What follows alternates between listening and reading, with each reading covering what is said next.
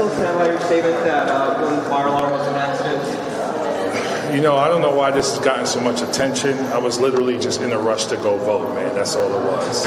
Are you afraid of any repercussions, either from leadership or from legally from Capitol Police? I mean, listen, I take responsibility for what I did, you know, but like I said, I was in a rush to go vote. Okay, case closed. Far-left Congressman Jamal Bowman insisting pulling the fire alarm before a high-stakes vote was just a mistake. It was just coincidence there was a big vote. And it doesn't end there. The socialist lawmaker forced to apologize again for what he says a staff memo urging Republicans to deal with Nazi colleagues. That's how he was referring to them before criticizing him. Bowman later scrambling to distance himself, saying, quote, I just became aware that in our messaging guidance, there was inappropriate use of the term Nazi without my consent. I condemn the use of the word Nazi out of precise definition. Fox News contributor, former Democratic Congresswoman Tulsi Gabbard joins us now. A series of errors, would you say, Congresswoman? I don't buy any of the excuses that he's trying to sell. Number one, this is his second term in Congress, and now he can't figure out how to open a door. Right. I served there for 8 years. You know exactly the door? Well, there are many doors, but I served there for 8 years, and I have been rushing to votes at critical times as well, and never once was I confused about how to get in the building. The thing says fire on it. The second thing, you know, he's disavowing the memo that his own staff put out saying, well, I just found out about it after the fact. Either he's completely incapable of making very, very simple decisions, or he's trying to hide the fact of what he was really trying to do, which was to obstruct an official proceeding, delay the vote. And so that's the real issue here, is this double standard of the Democrat elite who say, hey, the rules don't apply to us. We'll go and charge Donald Trump and hundreds of other Americans of trying to obstruct an official proceeding, accusing them of insurrection. But on a day where Democrats are clearly trying to buy time for this critical vote, all of a sudden this guy from New York here goes and pulls the fire alarm, forces an evacuation of the building, and ultimately ends up delaying that vote. If they're going to do an investigation, I understand the Capitol Police are on it. I'm very curious to see if anyone texted him and they gave up his phone to see if he was doing it for somebody.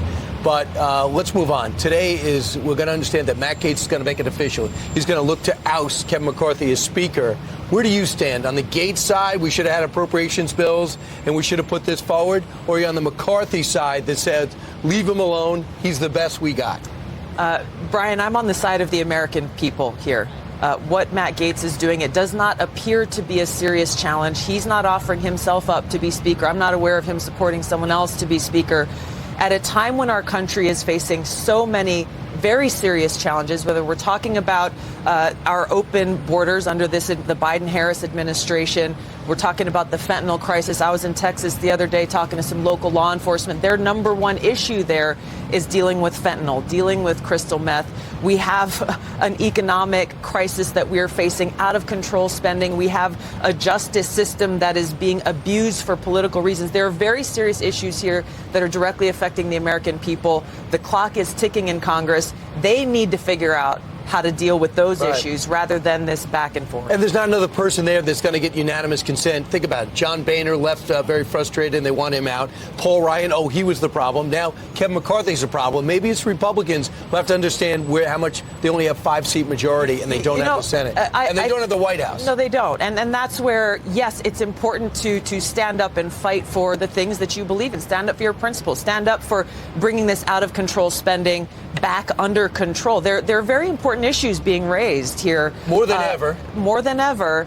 And also, you got to be practical about how you're ultimately going to solve these problems. And that's what I hope collectively they will come together and start to work on. 45 days to get the appropriation bills done, get into conference, and then see what's possible. And I want to just comment on that really quickly. You know, shutting down the government is not a small thing. I'm a battalion commander in an Army Reserve unit right now. And there are soldiers both in the reserve and on active duty, private, specialist, low-ranking soldiers. They say, back pay doesn't help when the rent is due, when the power bill is due, when you got to buy food and school supplies for your kids. So just saying, oh, well, you know, they'll be back paid. I hear that you. doesn't help when people are struggling under this Biden-Harris economy. And you got to get out of your own lane and understand that, too.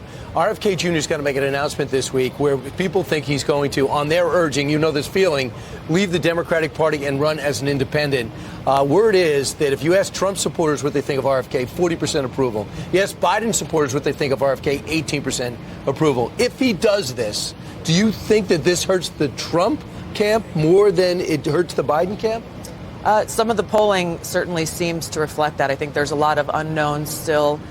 There is, it's obviously a gamble. We'll see what his announcement is on October 9th. Will that affect whether you decide to run or not? I'm trying to see how and where I can best make an impact on this, positive impact on this country, and prevent Joe Biden or any one of these other Democrats from getting us into yet another catastrophic war and destroying our democracy, undermining the foundation of this country that they are so very clearly doing as we speak. We saw Donald Trump in court yesterday because both federal and state level, they are trying to occupy him in court so he can't campaign to the American people and make it so that we, the people, whether you like Donald Trump or not, is not really the point here. The decision needs to be ours about who we want to lead and serve this country as President Commander-in-Chief. The Biden-Harris administration, Democrats are doing all that they can to take our voice away from us. And that's not rhetoric, it's a fact. And that circus is going to be for 3 months. So I guess you agree? All right.